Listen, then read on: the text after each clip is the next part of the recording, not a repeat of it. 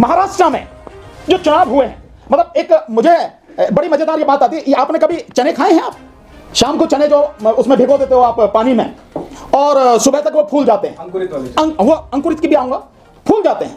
अब आप उन्हें गीले चनों को एक टॉवल में या किसी कपड़े में थोड़ा रख दीजिए, तो अगले दिन या उससे अगले दिन, दूसरे या तीसरे दिन उसमें अंकुर निकल आते हैं। वोट भी ऐसी बढ़ रही, मतलब मशीन में वोट पड़ रही तो ऐसी बढ़ रही कि पहले दिन कितनी, दूसरे दिन कितनी, और तीसरे दिन कितनी, और जिस दिन वोट खुलने हैं उसी दिन कितनी। अब मैं बताऊंगा, देखो आंकड़े कैसे मजेदार हैं, आपने सुने होंगे। 20 तारीख को जो महाराष्ट्र में वोट पड़ा, 5 बजे इलेक्शन कमीशन बताता है कि 58.22% वोट पड़ा। इसको हम जब वोट में कन्वर्ट करते हैं तो कितनी वोट हो गई? 5,64,88,024 वोट। इतनी वोट 5 बजे तक पड़ गई। अब इसके बाद में 11:30 बजे इलेक्शन कमीशन का डाटा आता है, वो कहता है कि नहीं, अब जो वोट पड़ गई वो वोट पड़ गई 65.02%। यानी जो वोट पड़ी, अब वो वोट कितनी हुई?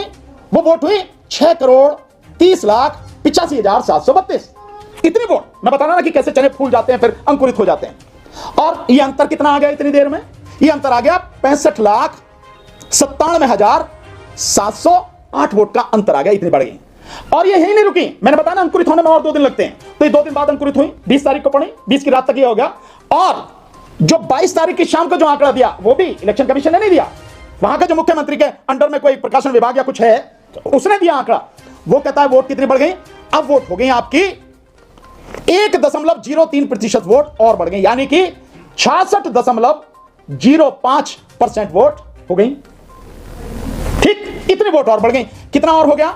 मतलब ये हो गई टोटल जो वोट और बढ़ गई 9,99,359। और जब फाइनल आया तो 0.04% और बढ़ गई। जिस दिन गिनती हो रही है उस दिन कितना हो गया? जो टोटल जो वोट बढ़ी वो हो गई 7.83%, यानी लगभग 8% वोट बढ़ गई। टोटल वोट कितनी हुई है? 75,97,067। इतनी वोटें बढ़ गई इलेक्शन में। और इसके बाद आप देखेंगे जो झारखंड में हुआ है, झारखंड में कितनी बढ़ी, इस कैलकुलेट करके देखें कि झारखंड में क्या और यहां क्या है। झारखंड में पहले दिन जब 20 तारीख को पहले उसकी सेकंड फेज की जो वो थी, सेकंड फेज की उसमें पहले फेज की जो 13 तारीख को था उसमें जो वोटें पड़ी, वोटें थी 64.86%, 64.86%। टोटल वोट हुई 88,92,771। 11:30 बजे ये बढ़कर हो गई 66.48%, यानी 1.79% की वृद्धि हो गई। वोट हो गई 91,14,885। टोटल वोट कितनी बढ़ गई? 2,22,140। और सेकंड फेज की जो थी उसमें क्या हुआ? उसमें हुआ कि पहले जो उन्होंने आंकड़ा दिया 5 बजे का आंकड़ा 67.59%, और 11:30 बजे 68.45%, यानी 0.86% बढ़ गई। टोटल वोट कितनी बढ़ गई? 1,06,560। इलेक्शन कमीशन से यह पूछा जाए कि ये बता भाई तू, ये कौन सी ये कोई खेती हो रही है जो आज बोओगे और आगे बढ़ जाएगी, रात दिन बढ़ती रहती है? क्या है ये? तेरी ईवीएम अगर सही है तो जितनी वोट उसमें पड़े उतनी ही वोट क्यों नहीं निकलती हैं? ये कैसे बढ़ जाती है वोट, और बढ़ती भी किस तरह से है? मजेदार उसका आंकड़ा जो कांग्रेस ने दिया, मैं समझता हूं इससे ज्यादा बढ़िया आंकड़े की कोई जरूरत नहीं है। इसी से पता लग जाएगी कि बेईमानी किस कदर है, और बेईमान इलेक्शन कमीशन कितना बेशर्म होकर इस देश के संविधान और लोकतंत्र को खत्म करने में लगा हुआ है। गुलामी की पराकाष्ठा इस इलेक्शन कमिश्नर ने दिखाई है। देश की जनता माफ नहीं करेगी इसे। कांग्रेस ने क्या वो दिया आंकड़ा, बड़े मजेदार। कांग्रेस ने, क्योंकि नांदेड़ लोकसभा का चुनाव भी साथ में हुआ, नांदेड़ में पहले भी कांग्रेस जीती थी और इस बार भी कांग्रेस नांदेड़ में लोकसभा जीती है। उसी नांदेड़ लोकसभा में 6 विधानसभाएं हैं, यानी नांदेड़ लोकसभा कांग्रेस ने जीती और 6 की 6 विधानसभाएं बीजेपी या महायुति के जो और गठबंधन है उन्होंने जीती। है ना मजेदार बात? कितना मजेदार आज का वोटर हो गया, देश का वोटर कितना समझदार हो गया कि एक समय जिस समय जा रहा है वोट दबाने, लोकसभा में तो कांग्रेस को दबा रहा है और उसमें जो विधानसभा में वो महायुति के लोगों को दे रहा है। बड़ी मजेदार बात। ऐसा संभव नहीं है, लेकिन ये इलेक्शन कमीशन हमें जबरदस्ती समझाने की कोशिश कर रहा है, लेकिन ये है नहीं। तो आंकड़ा क्या है? कांग्रेस को मिली लोकसभा में 5,86,788 वोट हैं, बीजेपी को 5,85,331 वोट हैं, हार गई बीजेपी। अब इसी में जो 6 विधानसभाएं हैं, एक विधानसभा का नाम है बोखर, दूसरी नांदेड़ नॉर्थ, तीसरी नांदेड़ साउथ, चौथी नालगांव, 5वीं देगलूर और छठी मुखेड़। ये 6 विधानसभाएं। बोखर में कांग्रेस को मिली 82,636 वोट, बीजेपी को 1,33,187 वोट। ये उसकी है विधानसभा की, और उसी समय लोकसभा की भी वोटें पड़ रही हैं। और नांदेड़ नॉर्थ में कांग्रेस को मिली 79,000 यानी 79,682 और बीजेपी को 83,184। नांदेड़ साउथ में कांग्रेस को 58,313, बीजेपी को 60,445।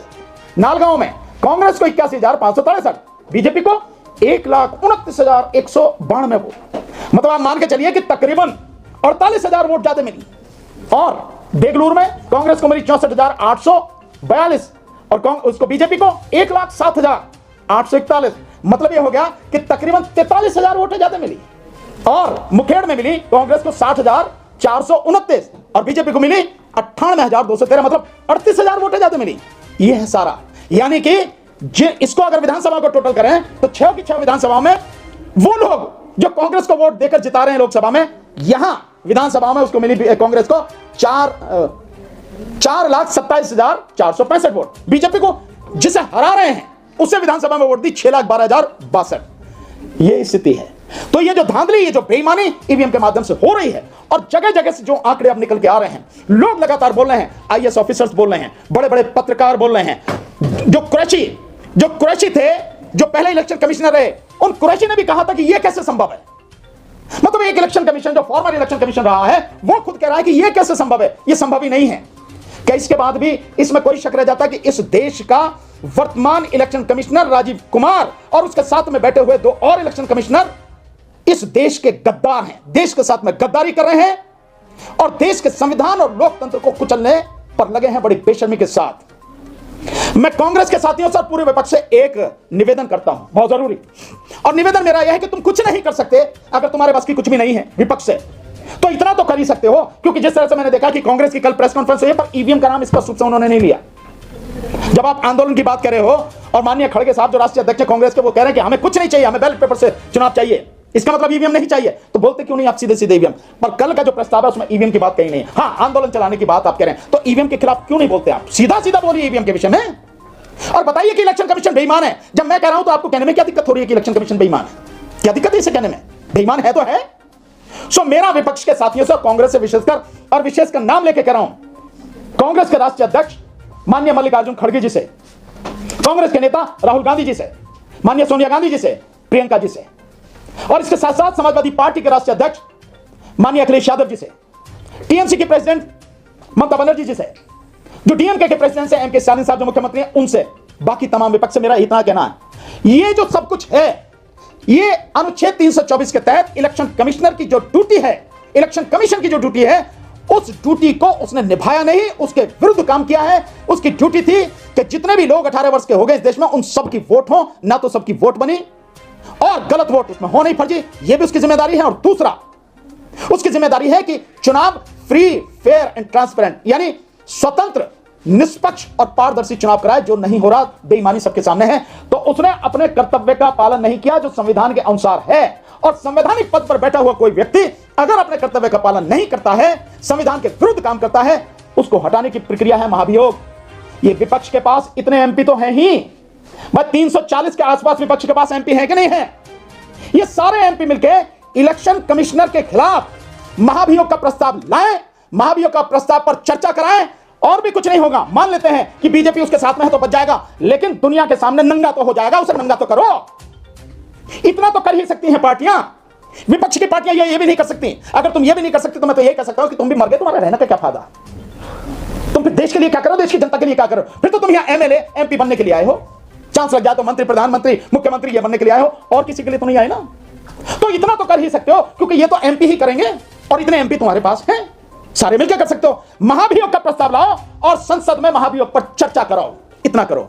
और दूसरा एक चीज और कहना चाहता हूं, मैं खड़गे साहब की बात को बड़ा करते हुए मानने कहना चाहता हूं। खड़गे साहब कह रहे हैं कि राहुल गांधी जैसा न्याय यात्रा निकाली वैसी ही यात्रा वो ईवीएम को लेकर निकालेंगे, बैलेट पेपर से चुनाव। खड़गे साहब, मैं भानु प्रताप सिंह, मेरी पूरी टीम जिस दिन राहुल गांधी ये यात्रा लेकर निकलेंगे उसमें पहले कदम से लेकर आखिरी कदम तक कदम से कदम मिलाकर साथ चलूंगा। और मैं विश्वास दिलाता हूं देश की वो जनता जो मुझे सुनती है, जो मुझे मानती है, जो ईवीएम के खिलाफ है, इतनी बड़ी संख्या में आपके साथ निकलेगी, आपकी कल्पना में नहीं है। आपकी न्याय यात्रा से कई गुना ज्यादा जनता इस ईवीएम की लड़ाई में आपके साथ निकलेगी। हम आपका साथ देंगे, कोई दे ना दे, कोई पार्टी दे ना दे, हम आपका साथ देंगे, देखते हैं कौन रोकता हमें। और अब इसके साथ सभी साथियों से एक मेरा कहना, जो भी लोग मुझे देख रहे हैं आपके माध्यम से, मीडिया के माध्यम से, 10 दिसंबर को दिल्ली में ताल कटोरा स्टेडियम में जनता के जो मुद्दे हैं उनके साथ साथ ईवीएम के मुद्दे को लेकर एक बड़ी सभा कर रहे हैं।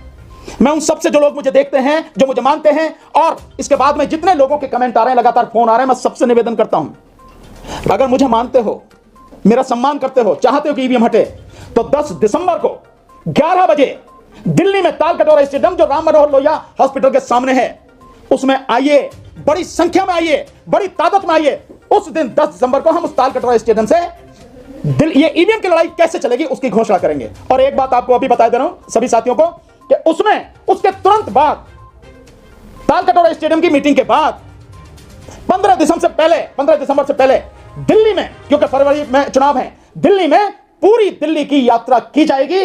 और ये 10 और 15 दिसंबर के बीच में ही शुरू होगा। जो लोग इस यात्रा में शामिल होना चाहते हैं, मैं एक नंबर दे रहा हूं उनको, इस नंबर पर मैसेज करके बताएं मुझे, जो भी शामिल होना चाहते हैं। और अगर आप शामिल नहीं होंगे तो मैं ये मान लूंगा कि आप भी सारे के सारे मुर्दे हो, सिर्फ बोलते हो और कुछ कर नहीं सकते। नंबर है 9667222062। दोबारा से बोल रहा हूं, 9667222062। ये वही नंबर है जो हमने उस समय जारी किया था पीछे मिस कॉल के लिए, वही नंबर है, ये मेरे पास है नंबर। जो भी साथी इस यात्रा में, पूरी दिल्ली की यात्रा में, ईवीएम से चुनाव ना हो दिल्ली का, इसके लिए साथ देना चाहते हैं, सड़क पर आए, हमारे साथ आए। नहीं तो फोन करने की जरूरत नहीं है, मैसेज भेजें इस नंबर पर, हिंदी में बोलता हूं उसको, 966 77 22 062, ये नंबर, इस पर मैसेज भेजें कि हम इस यात्रा में शामिल होंगे। अपना नाम पूरा पता लिखकर भेजें साथियों। यात्रा शुरू होगी और यह लड़ाई अब पूरी जबरदस्त तरीके से, अभी पहली जो यात्रा होगी वो दिल्ली में, उसके बाद पूरे देश में किस तरह से यात्रा होगी, कहां से शुरू होगी, कहां कहां तक जाएगी, ये सारा 10 तारीख को हम आपको बताएंगे। बहुत बहुत